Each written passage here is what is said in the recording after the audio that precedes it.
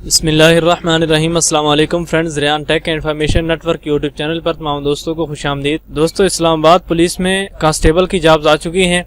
इसका जो नोटिफिकेशन है वो काफ़ी दिन से गर्दिश कर रहा है और इसके आने से पहले भी जो इसका जो नोटिफिकेशन था इसके आने का, वो भी इसका गर्दिश कर रहा था कि जॉब्स जो हैं आने वाली हैं। तो फाइनली जो जॉब्स आ चुकी हैं और मैं इस वक्त इस्लामाबाद पुलिस की ऑफिशियल वेबसाइट पर मौजूद हूँ। तो ऑफिशियल वेबसाइट से ही मैं आपको दिखाऊंगा कि आपने किस तरह से अप्लाई करना है। इसके लिए एक आपने बयान हल्फी भी जमा करवाना है। वो बयान हल्फी आपने कहाँ से लेना है और कहाँ जमा करवाना है, ये तमाम तफसीलात जो है ये भी मैं आपको बताऊँगा आज की वीडियो में। और आपको इस वेबसाइट पर अपना अकाउंट बनाने का तरीक़ाकार, मुकम्मल तौर पर अप्लाई का तरीक़ाकार, और इसके अलावा आपने जिन फार्मेट्स में पिक्चर को अपलोड करना है उन फार्मेट्स में आप पिक्चर को कन्वर्ट कैसे करेंगे, तो ये तमाम चीज़ें जो है तफसील के साथ हम आज की वीडियो में देखने वाले हैं। तो मेरे नए दोस्तों से गुजारिश है कि अगर आप मेरे चैनल पर नए हैं तो मेरे चैनल को सब्सक्राइब करें और साथ में लगे बेल आइकन को प्रेस कर लें ताकि आपको रोज़ाना की बुनियाद पर अपडेट्स मिलती रहें। तो सबसे पहले आपने यहाँ पर देखें, आपको कैरियर लिखा हुआ नज़र आ रहा होगा। आपने यहाँ पर कैरियर पर आके इस नीचे वाले कैरियर पर क्लिक कर देना है। जैसे इस कैरियर पर क्लिक करेंगे तो यहाँ पर 2-3 चीज़ें हैं जो समझने वाली हैं और जो बहुत मेन है, ये मैं आपको बता देता हूँ कि आपने इनको कैसे सॉल्व करना है, उनके साथ कैसे डील करना है। तो वेबसाइट जो है ये खुलकर हमारे सामने आ चुकी है। सबसे पहले तो ये एडवर्टाइजमेंट अगर आपने नहीं पढ़ी तो आपने यहाँ से एडवर्टाइजमेंट डाउनलोड कर लेनी है। ये मैंने डाउनलोड करके रखी है, तो मैं आपको यहाँ से दिखा देता हूँ कि ये जो कांस्टेबल की जॉब्स हैं इसकी 1668 पोस्ट हैं टोटल। इसमें सूबा के हिसाब से भी कोटा दिया गया है, प्रोविंसेस के हिसाब से। एज लिमिट 18 से 25 साल है और 5 फुट 7 इंच जो है हाइट रखी गई है। 33 और 34.5 जो है ये नॉर्मल और फैलाव की हालत में रखी गई है। और इसमें अप्लाई का तरीक़ाकार जो है वो ऑनलाइन है इसी वेबसाइट के ज़रिए से, और इसमें बयान हल्फी भी है। ये तमाम शरह जो हैं ये आप यहाँ से पढ़ सकते हैं। तो मैं वापस वेबसाइट पर चलता हूँ। उसके बाद आपको यहाँ पर नज़र आ रहा होगा download affidavit for job please.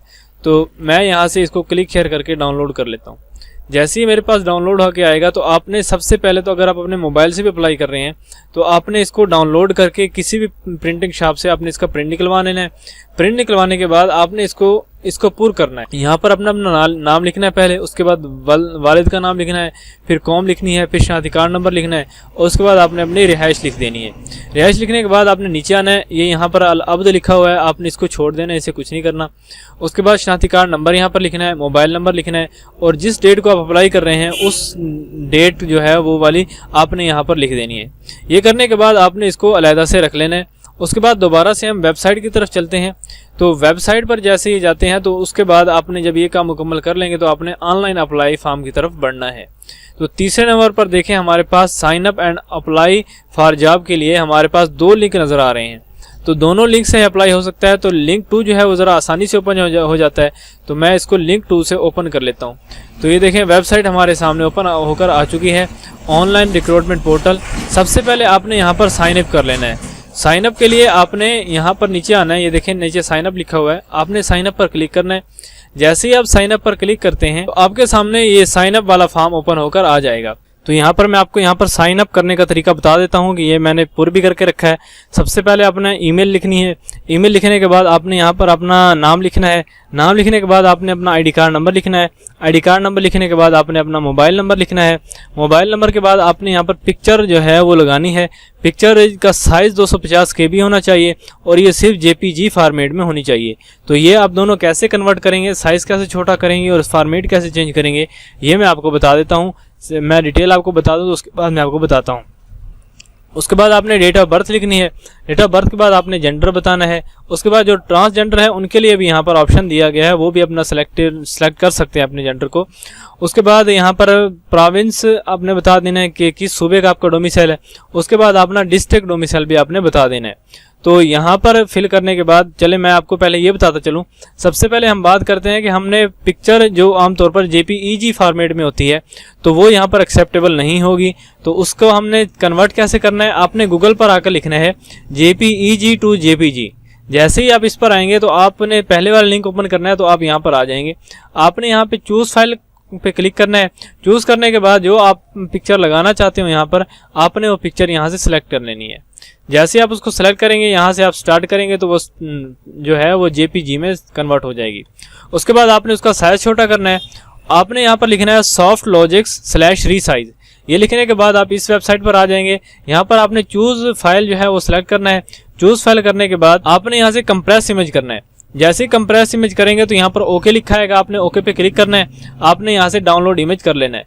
तो ये आपका काम मुकम्मल हो गया और आपने उस पिक्चर को फिर यहाँ पर लगा देना है। तो इस तरह से जो है आपका साइन अप मुकम्मल हो जाएगा। आपने यहाँ से साइन अप पे क्लिक करके साइन अप अपना मुकम्मल कर लेना है। साइन अप करने के बाद आप लॉगिन पेज पर आ जाएंगे। तो यहाँ पर आपने अपना CNIC लिखना है और नीचे आपने अपना पासवर्ड लिख देना है जो आपने लगाया था।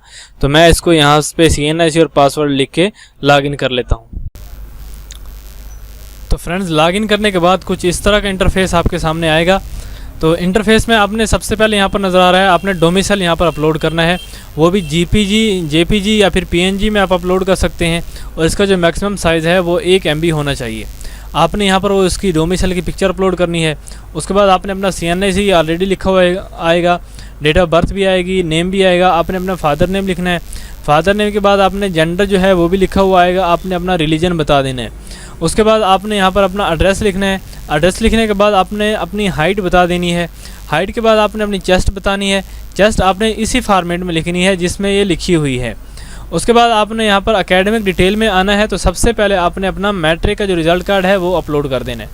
अगर आपके पास मैट्रिक है सिर्फ और इससे आगे आपने एजुकेशन हासिल नहीं की तो आपने यहाँ पर मैट्रिक की डिटेल इंटर करनी है।